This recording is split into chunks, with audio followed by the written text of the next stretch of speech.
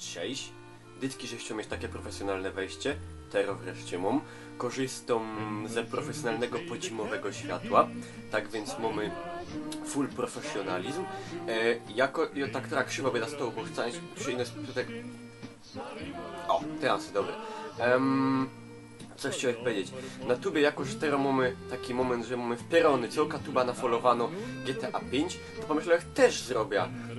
Dyć mamy edycja na Xboxa One, tak więc czemu nie? Będę pierwszy, będę miał geld. No ale nie, gdybym już teraz tego samie, to ja już się dam z tym pokój. No ale pokażę wam, jak żyć. Znaczy, nie, że żyć we znaczeniu Tyla, bo to w tym znaczeniu jak żyć całkiem ok. I no jak żyć w sensie, no, obejście. Musiałem niestety żnąć, z kolei problemów technicznych do tego mam sam Gardina. By narobił taki, efekt za geld z tuby. Tak więc dom się gowa uciąć, że każdy, a przynajmniej co trzeci z was, się kiedyś tam zastanawiał, jak złonacyć taką maszketna klapsznita.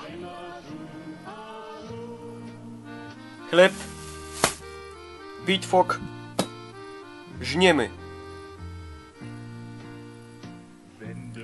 Jedno sznita, drugo sznita, klapsznita.